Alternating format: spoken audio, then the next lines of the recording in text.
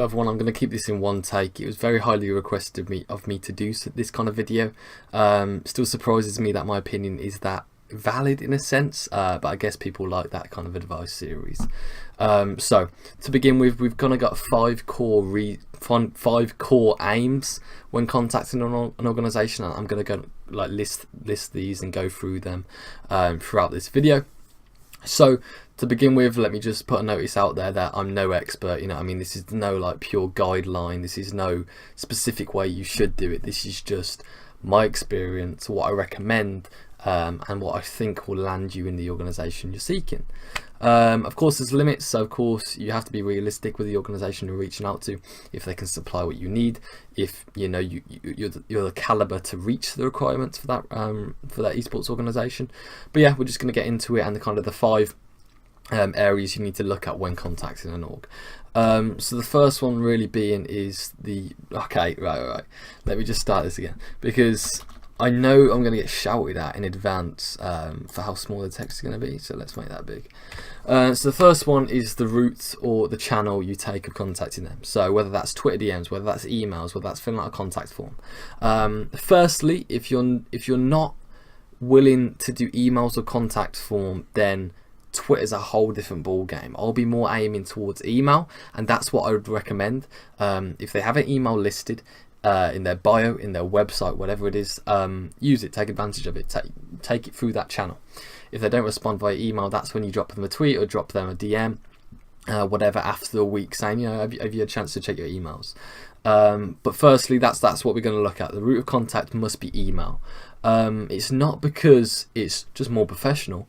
It makes it easier for you to present what your team is about, and let's say your little list of information. It's a lot easier to put it in an email and, you know, bold letters, link off to different areas. You don't have the options to do that in Twitter DMs. You have a lot more options when it comes to an email. On the other hand of this, on the other side of this, upon reading an email, it's a lot easier to take in the information. You're most likely going to be sat on a PC, soaking it all up. It's going to be a lot better laid out than a Twitter DM. And again, that makes it easier for the reader because they're going to get the information they need, and then they can get a reply back to you quicker.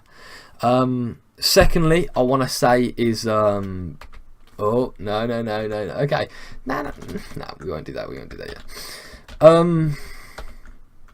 Okay, sorry for that. Let's just make that big text again, huge. So the second one is like etiquette or standard of talk, or standard of speak, whatever I put. That's more of how you come in across. So less than of like, yo, hey, whatever. More hello, sir, hello, whatever. You know, you've learned it in English. I don't have to go into detail. Or hello, representative Raiding Esports. Hello, representative whatever esports org. Then it needs to be going into I am who. I am, you know, this is my team. I'm teaming with this, or I am a streamer. This is my channel.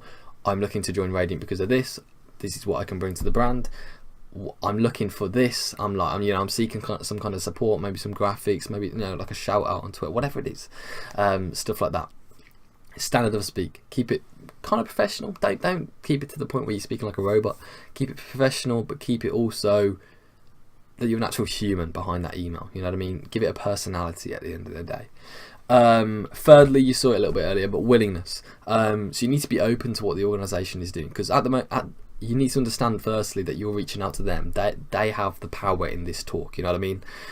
You're reaching out to them. You showed interest in the brand. Now you need to show willingness to discuss and where you can go from there. Also, when it comes to willingness, I guess with teams, they need to be willing to negotiate down. So if you're asking for funding, if you're asking for some kind of monetary value investment into you, you need to be negotiable in the sense that that should be knocked down. You know what I mean? If you're not open to that, it makes it a lot more difficult for talks to be held, because it's always that looming threat of they need this money and it's not going to move. You know what I mean?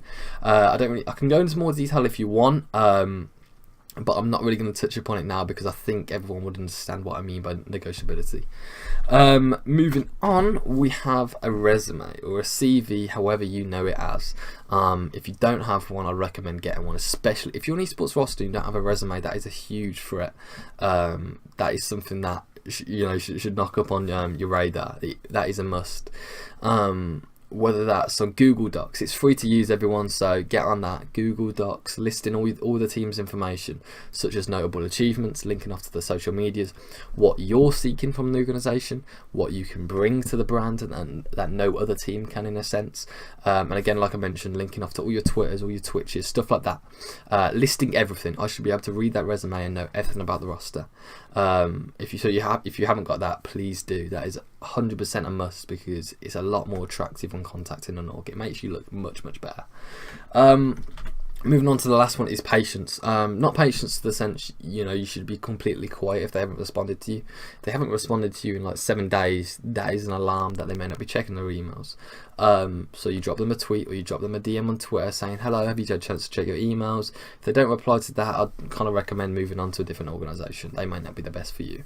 But patience in the sense that if you don't get a response within 2 days, don't keep emailing being like, hello, like, you know what I mean? Relax, because as much as it may seem silly, sorry for that, it may seem silly, but if you keep bugging an organisation, it may take them from being interested to no longer being interested and you being wiped off the board. And you don't want that. If talks are going well and then you're bugging the owner or you're bugging the person who answers the emails to, begging that response, then that's an alarm. To summarise then, really, like I've covered already, it's the 5 core areas. It's how you contact them. That's the first thing. That's the first impression they're going to get of you. So make it good. Secondly, make the standard of the etiquette consistent. How you're talking to them professionally. Give yourself a personality in a sense, but again, be polite. Be patient. Like it goes to the last one. Be patient to the fact that they are busy at the end of the day. They may not be able to get back to you within like the first 2 days. So do be patient with that. Again, willingness. Be open to what ideas they have. Be open to changing what you initially went in with. So whether if you're looking for this, and that may change a little bit, so be open to that, be willing to do so. Resume, if you're an esports roster, that is a must. Do not email an organisation if you do not have a little resume going. Regardless of the standard of the team, everyone needs one. It's very, very important. Secondly, if you're a streamer, content creator, it's good to have one, but it's far from a must. It's not that important when it compared to an esports roster, just because esports roster is a bit more long term, I guess. And again, when it comes to investment, there is much more of a chance you're going to be investing in an esports roster rather than a streamer or content creator, from my point of view anyways.